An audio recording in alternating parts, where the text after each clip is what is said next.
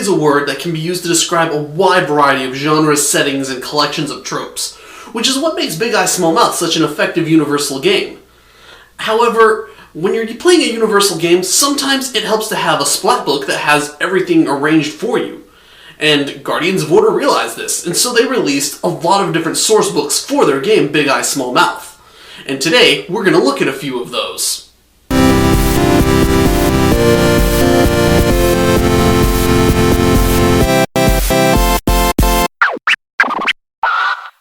I've got 4 books I'm going to be talking about today. 2 from the first and 2 from the second edition of Big Eye Small Mouth. One of the interesting things about the first edition source books was how they contributed to the canon of the game. Since it was a new game at the time, most of the source books for the first edition added new rules. However, since the second edition was where all the different rules from the first edition were consolidated, second edition source books were more prone to illustrating how to use the rules for a particular setting. First, we've got Big Robots, Cool Starships. This is the first original source book for Big Eye Small Mouth. Before this was released, Guardians of Order secured the license to make Sailor Moon into an RPG. We'll talk about that sometime later. Big Robots, Cool Starships was designed to emulate one of the major staples of Japanese animation, giant robots. You know the sort I'm talking about. Even if you don't know the difference between a Gundam mobile suit or a Valkyrie variable fighter, you know that in anime, giant robots are, well, big. As the title implies, Big Robots, Cool Starships expands on the rules for Own a Big Mecha attribute, and it also expanded the cybernetic body rules. You might remember that the rules for cybernetic body weren't much more than a guideline of small to extreme advantage, while Own a Big Mecha was just a couple of flat bonuses you gained while using your mecha. Big Robots and Cool Starships raised the bar for what these attributes meant by including a subsystem for creating your own cybernetic body or mecha. In practice, these rules could be most accurately described as creating another character with a different pool of points. Next, we have Hot Rods and Gun Bunnies. This covers another classic genre common in Japanese animation, a sort of modern day or somewhat futuristic setting, packed to the brim with ultraviolence and lots of guns and fast cars. At least, this was kind of big back in the 90s. Gunsmith Cats is a classic example of this genre, though for more modern examples, there's Black Lagoon, and if you mix in a little bit of hard sci-fi, you wind up with Cowboy Bebop. Here's where I'd put a clever segue into discussing the contents of Hot Rods and Gun Bunnies, if I was, clever enough to think of one. This book, much like its predecessor, adds a few new rules to the game. It adds a new attribute called Gun Bunny, which grants the character a few unique trickshot abilities when using guns and weapons. It was in this book that Besem introduced skills, along with a matching attribute to grant a character more skill points. Additionally, Hot Rods and Gun Bunnies greatly expanded the weapons and equipment list, making the personal gear attribute much more easy to make rulings on. Enough talk though, let's actually crack these books open, shall we? So what we have here is Big Robots, Cool Starships, the first original setting book for Big Eye Small Mouth. And you can already, and one thing I have to say about this is that the art direction is already taking a much better is going in a much better direction this time around. Since you look at it, you see Big Robots, Cool Starships, you look at it, you know very much what you're getting into. You're getting into, like, sci-fi, giant robots, mecha suits, like what we have right here. This makes sense, this works, I love it. And on the back, another giant robot, you know exactly what you're getting into. They still use their old logo, and I think that's still Comic Sans. And it still has a lot of the same layout choices. The font seems a little bit smaller, but one thing I have to say is that the artwork in this one looks much better since it has a much clearer theme. It's all robots and sci-fi stuff, really high-tech stuff, or really just gruesome-looking stuff, or awesome-looking stuff. There's sometimes you find like a person or two, but you know exactly what you're getting into here. So there's still a lot of plain line art with simple shapes and colors, but see right here we have like a robot samurai riding a mecha dragon or something with another mecha samurai dragon in the background.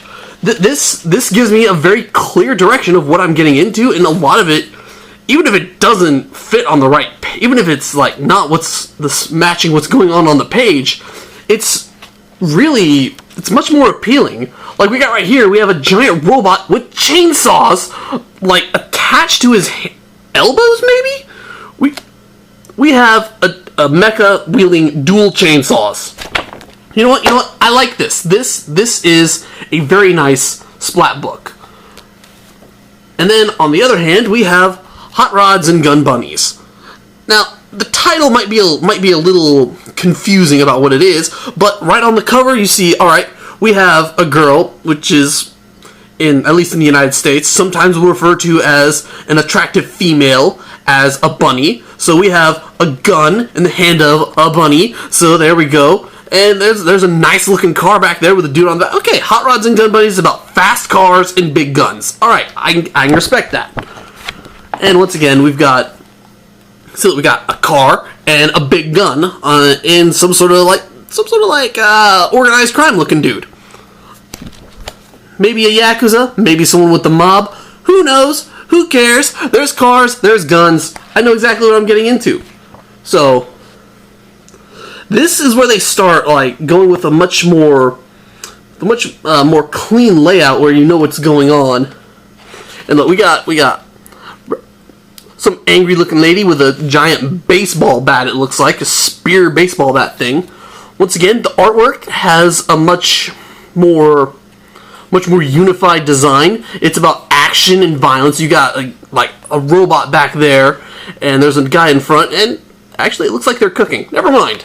Thought it was going to be something action-packed, but we have right there someone with a smoking gun, torn up, beaten up, and really mean-looking dude with a right next to the marked defect. So the artwork and the layout. It's great. This is definitely where they started improving. Where Guardians of Orders definitely started improving on their layout. But once again, tough neighborhood guy shooting a lot of guns. He's got an FBI badge. So even if the title doesn't immediately tip you off to what's happening, and you just ignore the subtitle because you're one of those people that just doesn't really analyze things when you're looking at it.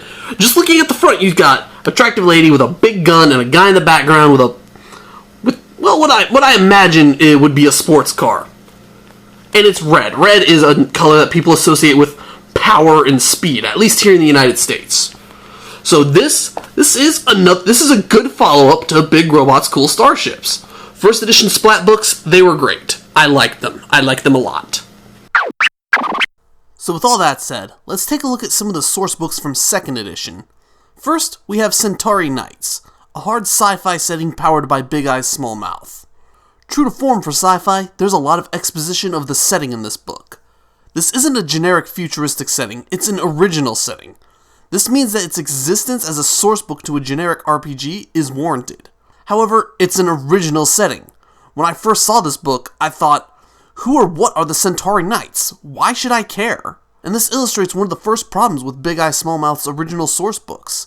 It tries to sell you on an original setting, which is a pretty difficult thing to do, especially in the RPG world. There's a reason why Dungeons & Dragons is often quoted as being Tolkien fantasy, despite the fact that it's more closely related to 1960s pulp. We're familiar with The Hobbit and The Lord of the Rings, and familiar with the sort of stories it tells. We understand that a human wizard is Gandalf, that a dwarven fighter is Thorin Oakenshield, and an elven ranger is Legolas. The general familiarity we have with J.R.R. Tolkien's works is why we can easily dive into D&D, even though drow, which are evil, dark-skinned elves with bright hair, have absolutely no equivalent in The Lord of the Rings. The drow are most notably represented by the R.A. Salvatore character Drizzt Do'Urden, and are actually more akin to a race that appeared in Michael Moorcock's book Elric of Melniboné, with the titular Elric being the inspiration for Drizzt. It's a roundabout way of saying it, but what I'm getting at is this. Fantasy, like Dungeons & Dragons, is easy to get into because there's a contemporary familiarity. This isn't to say that we as a society don't have any interest in sci-fi. It's actually quite the opposite. There wouldn't be countless arguments about whether Star Trek or Star Wars was the better sci-fi series if that were the case. People wouldn't be lamenting the short life of Firefly. Even anime like Gundam and Macross can be billed as two different kinds of sci-fi anime. Which is why I liked Hero System's approach to making sci-fi source books. Star Hero. It was a discussion of various themes common in sci-fi settings. followed by how to use the game to make sci-fi settings, with several stat blocks for sci-fi games. You know, what the first edition Besem sourcebooks were. Granted, we did kind of get that with Centauri Knights, but it's wrapped up in an original setting with much more stat blocks being tied to that setting. I've spent enough time on this though. Let's move on to the next sourcebook. This one is called Big Ears, Small Mouse.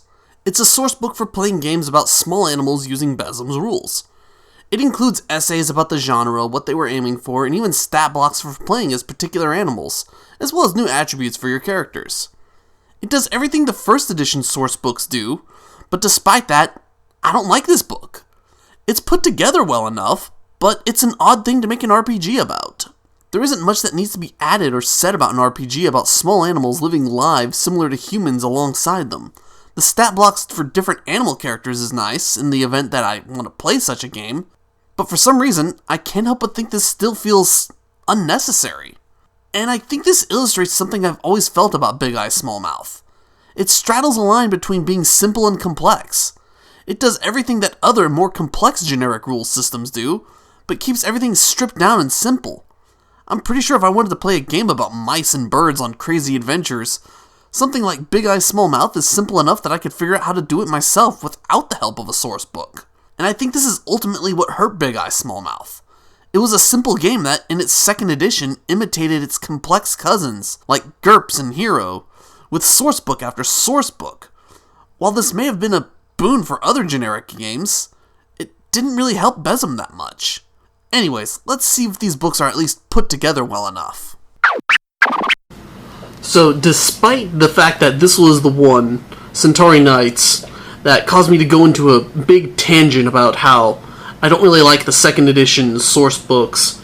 Of the second edition source books, the original ones that I have for Big Eye Small Mouth second edition, that of the two that I have, I think this is definitely the stronger of the two, because right off the cover, we got some giant insect demon looking thing and a guy in like a spacesuit on the front. So right off the bat, we know that we're in for like robots against like bugs or demon things. And on the back, they've still got that same Guardians of Order logo.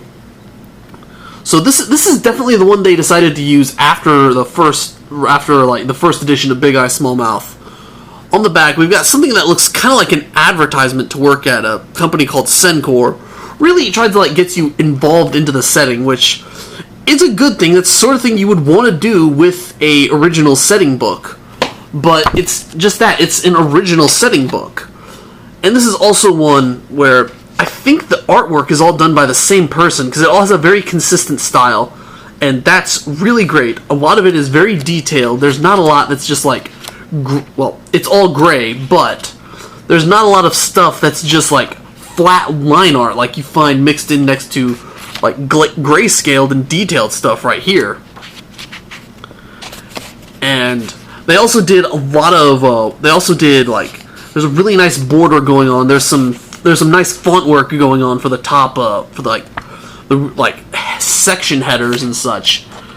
And it's all around this is by all technical accounts a really good book. It's a good book and I wanted to like it, but I just had a lot of trouble, getting into it because I don't really have much point of reference for it other than, well, it's a Besem setting and it's sci-fi. So I would have to it's something that someone would have to actually pick up, read, and actually like the setting and the history and all that. But, well, I'm going to admit, I have a really short attention span when it comes to that sort of thing. And I would really much rather just come up with my own setting. But otherwise, this might be a cool setting if I could get into it, but there's a giant timeline spanning from 2011 to 2150 right here on this page, just a condensed timeline, and I don't want to know all that just to be familiar with the setting for a game I'm about to play. I mean, I guess I could just make it all up as I go along, but then I would have to explain, all that to my players and whatnot, and that's kind of what throws this setting book off. I have to explain it, and I don't really feel like I have a good point of reference for all of my players. So this I probably would never use this book. And then we've got this abomination. I don't like this. This book right here, this book right here, it's just awful. I got it just for the sake of completion. That's the only reason I have this. So I can say that I have, more than just one Big Eye Smallmouth 2nd edition book that isn't... Just because I collect role-playing game books, and... Well, you gotta have some bad books. No, you don't. No, you don't. Unless, of course, you're like James Rolfe or something. If you're James Rolfe, then yeah, you're gonna have bad stuff in your collection. So, I don't know, maybe I'm trying to be the James Rolfe of role-playing games or something. Except I don't really get into a character and get really angry with those characters. Or crazy, as the case may be. And I don't include crazy subplots. Not yet, at least.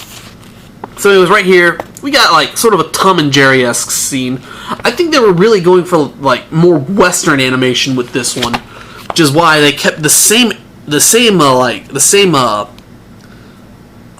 what's the word I'm looking for? They kept the same acronym, BESM, and then anytime they're talking about this game, they always just spell out mouse for M in this one.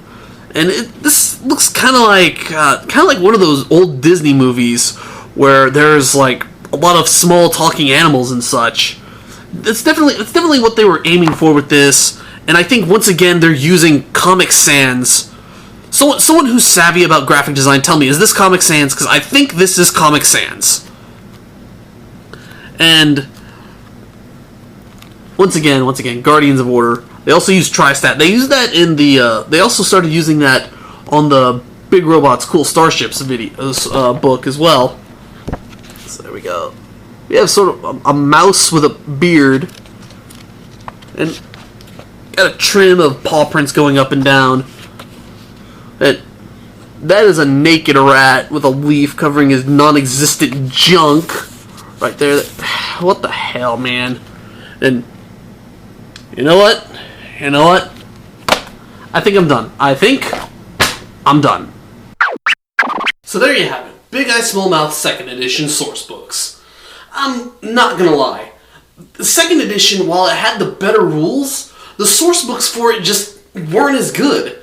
I mean, I should have known what with how every time I go to a used bookstore, I just see like a bunch of copies of the same source book just lined up on the shelves, all with the same price tag from the same different store. It's like these were bad and they just couldn't be sold anywhere else, so they wind up being liquidated in a used bookstore because they're just that bad. I mean,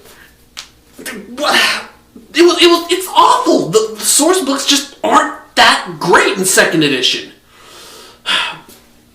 But anyways, with all that said, I am Aaron Dershadel, and I will see you all next time. Thanks for watching. We're almost through with Big Eye Smallmouth, so if you've got a game you want to see after I'm done with this, drop me a line. The comment section is the perfect place for that. Even if by the time you're watching this I'm done with Besm, I'll probably still be open to suggestions.